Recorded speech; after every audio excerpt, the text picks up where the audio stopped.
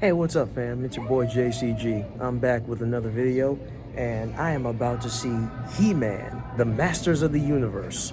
I will let you guys know my thoughts once I get out the theater, and we'll do like a somewhat mini review of the film. But until then, yeah, I'm about to go watch the movie. I'll be back in a sec.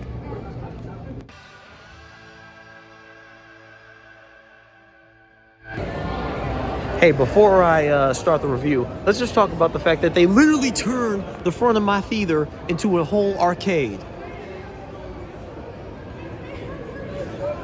We got an arcade at the movies. Yeah, this is this is amazing. Hey, we're back.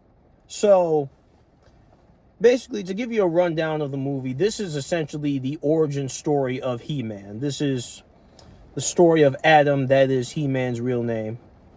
This is pretty much kind of like, I guess you could call it a coming-of-age story.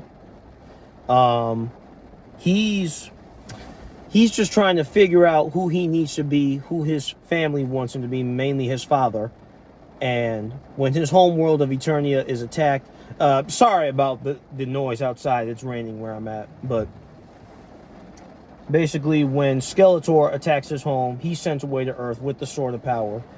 But the Sword of Power was lost. He lost it on his way to Earth, and yeah, now he has to find it and get back to Eternia so he can become the chosen champion to save it. And overall, I think the movie is pretty good, I would say. Let me just give you guys like a quick little disclaimer. I am not a MOTU fan, right? I have never really been a big fan or like consumer of the Masters of the Universe franchise. I've heard of it, obviously. I know some of the memes around it. I know about He-Man, you know. He-Man is like, or at least was at a time, one of the biggest things in like not just children's media, but not just like for toys and stuff, but in pop culture for a while, definitely during the 80s and maybe like early 90s, alongside you know, the other iconic 80s franchises like TMNT, Transformers, and all that stuff. But you know, I never did grow up with He-Man. I never watched any of the original cartoon. I never I've heard of this, like the early 2000s iteration of Masters of the Universe, but I haven't watched that yet. I'm probably gonna watch that now that I've seen this movie. But I was very interested in how they were going about this film, kind of like modernizing it, not like trying to change every little aspect of it to where it's unrecognizable, but taking certain parts about it and just kind of forming it to where it can look better and work better for, like, I guess, current day 2020s, right? And like aesthetically, visually, this movie looks really good. Like, the visual department did a fantastic job with this. Costume department definitely did a good job. The cast themselves, I can't pronounce his last name. Nicholas G. I'll just call him that, because if I try to pronounce his last name, I'll butcher it. Nicholas G. He is the main star here. He portrays He-Man, aka Adam, and it's not bad. It's really not bad. And this is the first movie I've seen him in. I don't know any other projects that he's been a part of. Aside from that, you got Idris Elba as Man at Arms, I think. And he's pretty good. He's pretty great throughout the whole movie. Camila Mendes as Tila. She does pretty well. Although, I guess like maybe one scene or two, she's like, her acting is not, it's not bad, but like she needs to do a little bit better at showing emotion. I'm not gonna spoil this movie, but there's like one scene in particular during the third act where it's like she kind of needed to do better at showing how concerned she was for Adam. So I'll just leave it at that, right?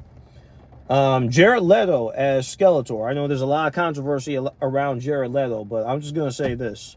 The dude portrays the character very well, and I'll just say that Skeletor is easily the best thing about this whole movie. Like, definitely a campy and unapologetically sinister villain, and hey, I got the cup. Yeah, they actually they had popcorn buckets and a Skeletor themed cup for Masters of the Universe. I didn't get a popcorn bucket because I can't eat popcorn anymore, but I at least got the drinking cup. But yeah, without really spoiling the movie, all I can say is it's a good time. It's as if you're a Masters of the Universe fan, you'll most likely get a kick out of it. I guess my only real criticism is it relies at times it relies a bit too much on that James Gunn type of humor, you know, kind of like that MCU type of jokes and comedy, and at times it works, other times it's just like, okay, they're kind of dragging this on, and you know, the writing's not all great, but overall, this was definitely a fun watch. And would I say, did this make me a new fan of Masters of the Universe?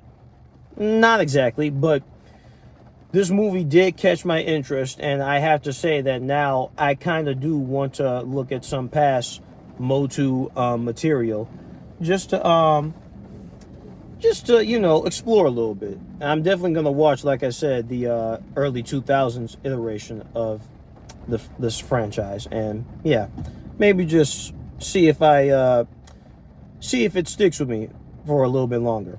But yeah, a 7 out of 10, I would say. This is a pretty good movie, and if you're not a MOTU fan, you might still get a kick out of it, but I think only the die-hard, longtime fans of He-Man might actually, they might be the ones who will probably enjoy this the most. But other than that, this has been your boy JCG. That is my movie review. That is my out-of-the-theater reaction for Masters of the Universe.